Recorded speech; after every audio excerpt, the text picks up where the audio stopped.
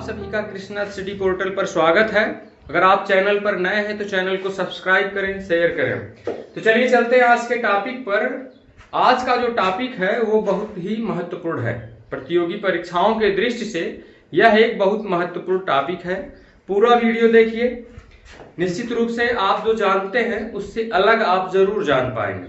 तो चलिए चलते हैं आज के टॉपिक पर। आज का टॉपिक है पाइथागोरस प्रमेय। सबसे पहले हम ये समझते हैं कि पाइथागोरस प्रमेय किस त्रिभुज के लिए लागू होता है। तो पाइथागोरस प्रमेय स्पेशली समकोण त्रिभुज के लिए लागू होता है। और समकोण त्रिभुज क्या होता है कि ऐसा त्रिभुज, समकोण त्रिभुज एक ऐसा त्रिभुज होता है जिसका एक कोण 90 अंश का। समकोण त्रिभुज एक ऐसा त्रिभुज है जिसका एक कोण 90 अंश का हो।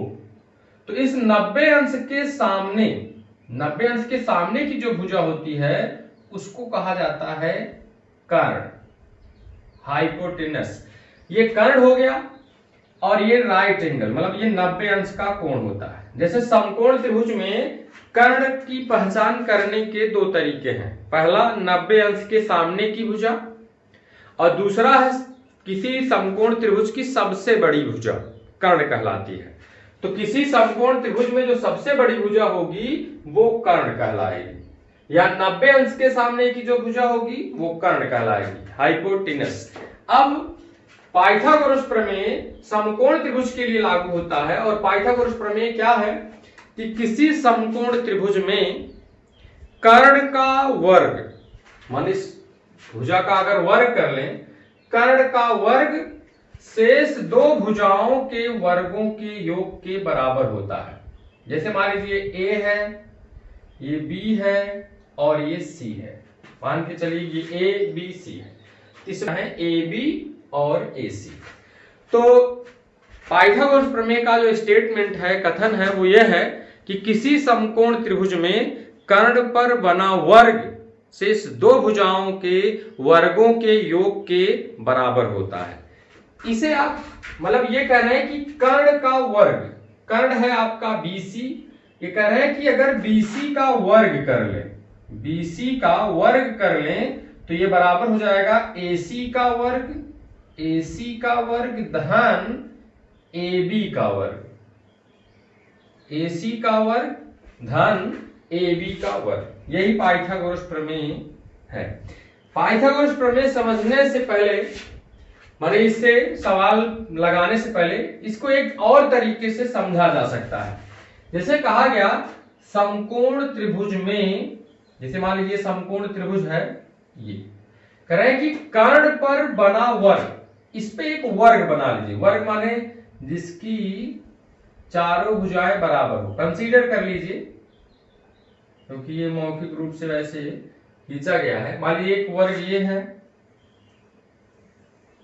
एक ये है जो कि शेष भुजा पे बन रही है, ये है।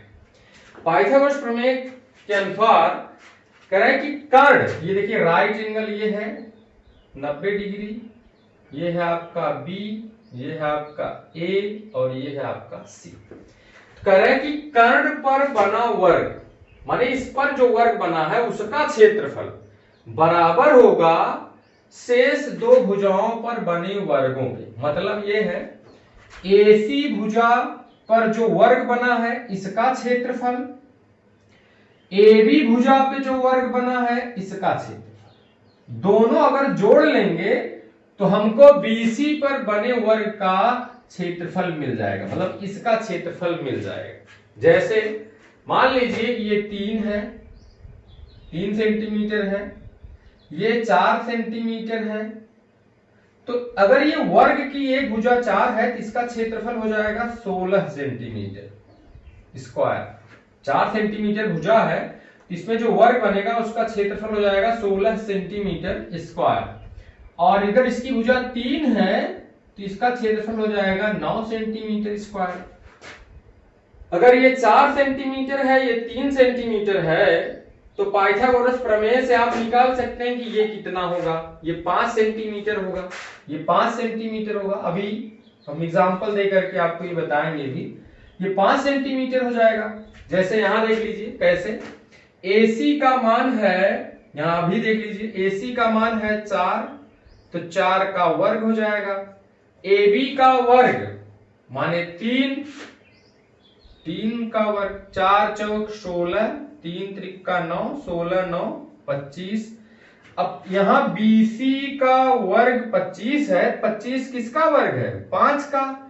दोनों तरफ तुलना कर देंगे तो BC बराबर आ जाएगा 5 सेंटीमीटर। अब ये देखिए BC आपका 5 सेंटीमीटर है, और 5 सेंटीमीटर भुजा का अगर वर्ग बनाएंगे तो उसका क्षेत्रफल होगा 25 सेंटीमीटर स्क्वायर। अब यहां आप देख सकते हैं कि 16 centimetre square plus 9 centimetre square is equal to 25 centimetre square. माने 16 में 9 जुड़ेगा तो 25 आ जाएगा। 16 में 9 जुड़ेगा तो 25 आ जाएगा। माने इसको आप कह सकते हैं अब कि कर्ण पर बना वर्ग, बने वर्ग का क्षेत्रफल, कर्ण पर बने वर्ग का क्षेत्रफल शेष दो भुजाओं पर बने वर्गों के क्षेत्रफल के बराबर होता है। तो एक दूसरा माने स्टेटमेंट ये है। एक स्टेटमेंट यहां से मैंने आपको बताया कि किसी समकोण त्रिभुज में कर्ण पर बना वर्ग शेष दो भुजाओं पर बने वर्गों के योग के माने बराबर होता है। और दूसरा स्टेटमेंट है कि किसी समकोण त्रिभुज में कर्ण पर बने वर्ग का क्षेत्रफल अन्य दो भुजाओं पर बने वर्गों के क्षेत्रफलों के योग के बराबर होता है। तो चलिए इस पर कुछ एग्जांपल्स हल करते हैं, उदाहरण देखते हैं, ताकि ये कंफर्म हो सके कि पाइथागोरस प्रमेय क्या है। तो चलिए देखते हैं कुछ उदाहरण के माध्यम से कि इसका उपयोग आप कैसे कर पाते हो। तो चलिए जो सबसे पहला एग्जांपल लेते हैं। मान लीजिए ऐसे आपको दे दिया गया कि ABC एक समकोण त्रिभुज है। ये मान लिया गया ये राइट एंगल ट्रायंगल है, और आपसे कहा गया कि ये राइट एंगल है, और ये जो भुजा है मान लीजिए ये साइड जो है आपकी वो 8 सेंटीमीटर है, ये 8 सेंटीमीटर है, और ये 6 सेंटीमीटर है। ये मान लीजिए A है, ये B है, ये C है। तो इसमें आपको बताना है, मान लीजिए ये x सेंटीमीटर है और कहा गया x का मान बताइए। इसमें AB बराबर 6 सेंटीमीटर, BC बराबर 8 सेंटीमीटर। आपको बताना है कि x का मान क्या होगा जो कि AC के बराबर है। तो सबसे पहला काम आपका ये होगा कि इसमें पाइथागोरस प्रमेय लगाइए। तो पाइथागोरस प्रमेय जब इसमें लगाएंगे क्या लिखेंगे? पहले इसमें देखना है कर्ण कौन सा है, कर्ण AC है। तो पाइथागोरस प्रमेय लगाएंगे। पाइथागोरस प्रमेय से AC का वर्ग बराबर BC का वर्ग धन AB का वर्ग, BC का वर्ग धन AB का वर्ग, ये हो गया। अब BC का मान है आपका 8 सेंटीमीटर, ये हो जाएगा 8 का वर्ग। AB का मान है 6 सेंटीमीटर, यहाँ 6 का वर्ग कर लीजिए आप। और 8 का वर्ग होता है 8 गुणे 8, 8 ठाई 64, और 6 का वर्ग होता है 6 गुणे 6 माने 36। 64 में 36 जोड़ेंगे तो आएगा 100, और 100 किसका वर्ग है? 10 का वर्ग है। 100 10 का वर्ग है, तो AC स्क्वायर बराबर 10 का स्क्वायर। अभी जैसे घातांक में हम आपको नियम बताए थे, समान माने समान घात का नियम, जिसका लिंक आपको डिस्क्रिप्शन बॉक्स में मिल जाएगा, उसको आप देख लीजिएगा। इसमें आधार अलग अलग है, घात बराबर है, तुलना करेंगे तो AC बराबर आपको मिल जाएगा 10 सेंटीमीटर। तो माने जो x की वैल्यू आती है वो AC है, तो AC बराबर x, तो x बराबर 10 सेंटीमीटर, क्योंकि AC x के बराबर है।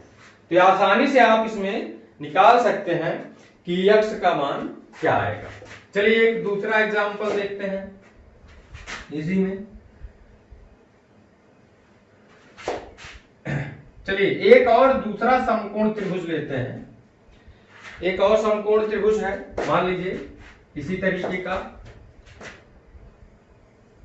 एक दूसरा समकोण त्रिभुज है ऐसे।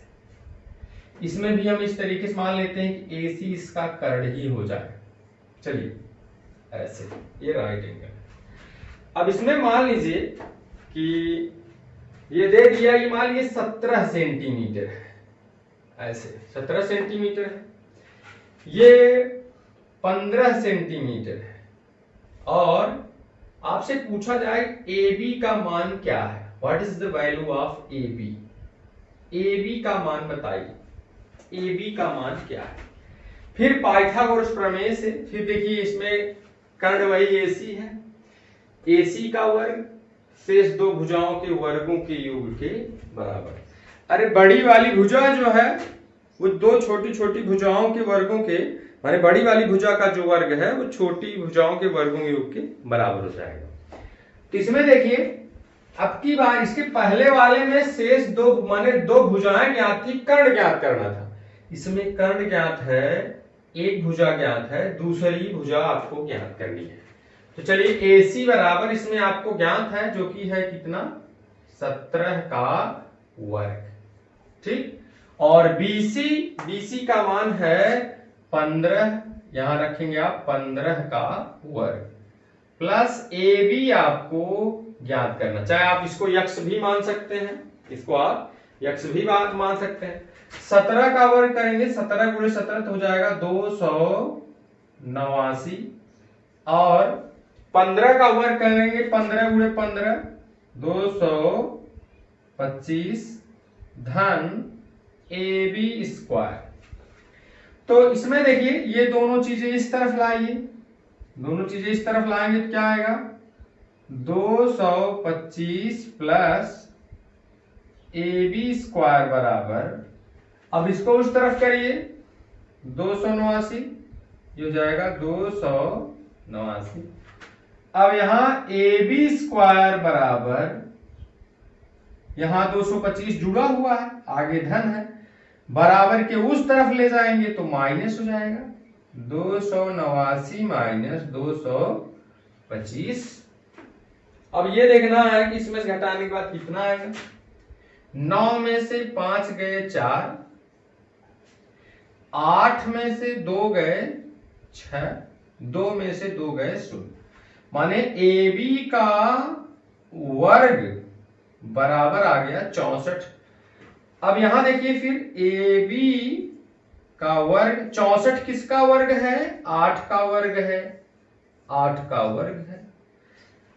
अगर जैसे मान लीजिए एक प्रश्न आप दिमाग में आपको ये आ रहा होगा कि आपके कि ये कैसे हम ये बता पाएंगे ये किसका वर्ग है, उसके लिए आपको कुछ करना नहीं है। देखिए जो भी संख्या यहां आएगी आपको उसका गुणनखंड कर लेना है। देखिए आसान तरीका मैं बताता हूं, मान लीजिए जरूरी नहीं है, सही बात भी है कि यहाँ ऐसी संख्या आ सकती है जिसका माने बड़ी संख्या हो, वर्ग आपको न पता हो किस संख्या का वर्ग है, तो आप क्या करेंगे, उसका गुणनखंड कर लेंगे। यहां से गुणनखंड 2, यहां हो जाएगा 32 दूना 64, 2 16 दूना 32, 2 8 16, 2 चौके 8, 2 दूना 4 और 2 इक्के 2।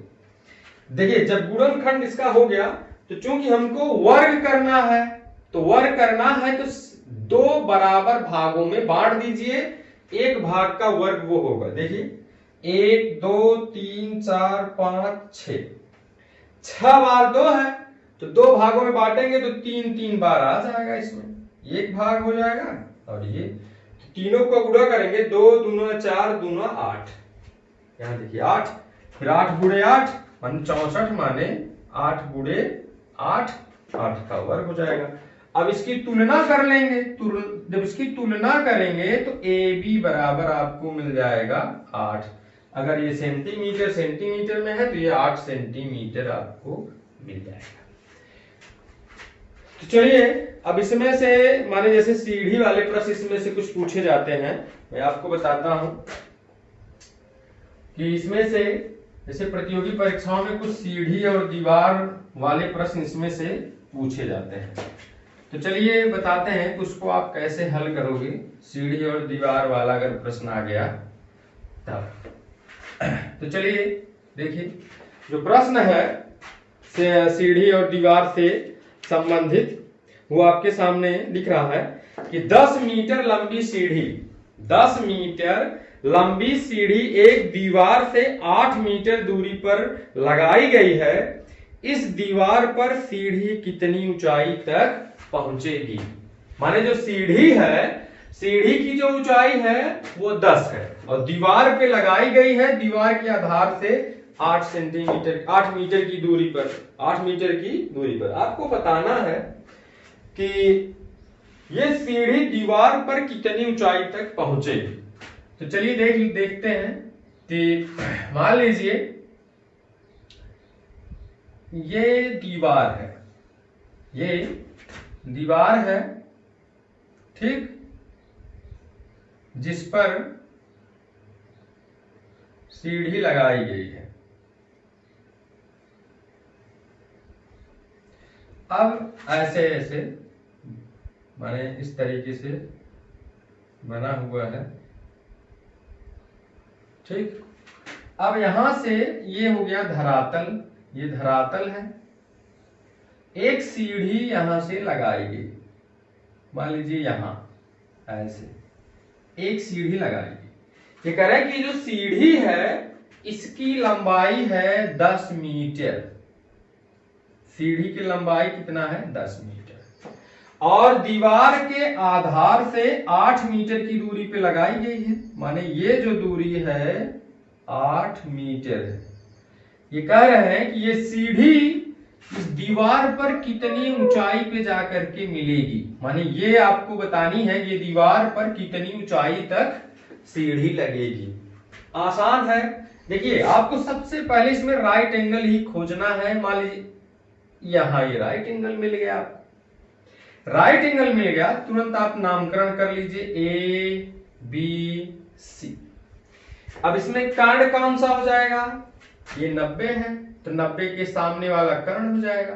तो AC बराबर 10 मीटर, कर्ण हो जाएगा इसमें AC हो जाएगा। तो पाइथागोरस प्रमेय लगा देंगे तो AC का वर्ग बराबर AB का वर्ग धन BC का वर्ग, AB का वर्ग धन BC का वर्ग। और एक बात यहां मान लीजिए कि ये सीढ़ी दीवार पर h ऊंचाई तक पहुंच जाती है, इसकी ऊंचाई है h मीटर। चलिए अब हल कर लेते हैं। AC बराबर 10 मीटर, यहां 10 लिखिए, इसका वर्ग है तो वर्ग कर लीजिए। AB का वर्ग, AB है 8 मीटर, 8 का वर्ग कर लीजिए आप, 8 का वर्ग। अब आपसे पूछ रहा है BC का मान क्या होगा जिसकी ऊंचाई मैं माना हूं h वर्ग है तो वर्ग हो जाएगा।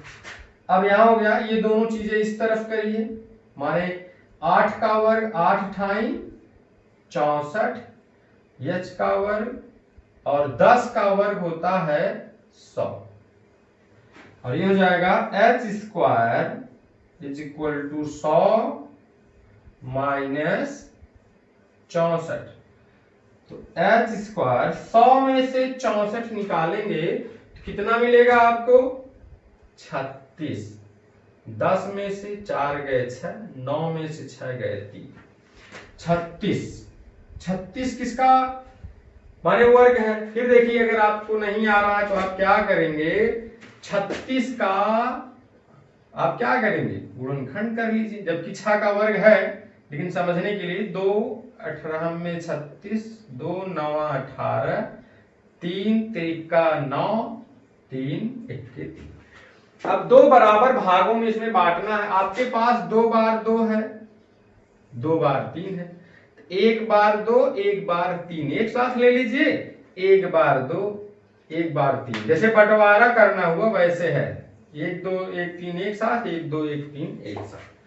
तो यहां हो जाएगा 2 तिहाई 6, ये हो जाएगा 6 का माने 6 गुणे 6 माने h स्क्वायर बराबर 6 का वर्ग।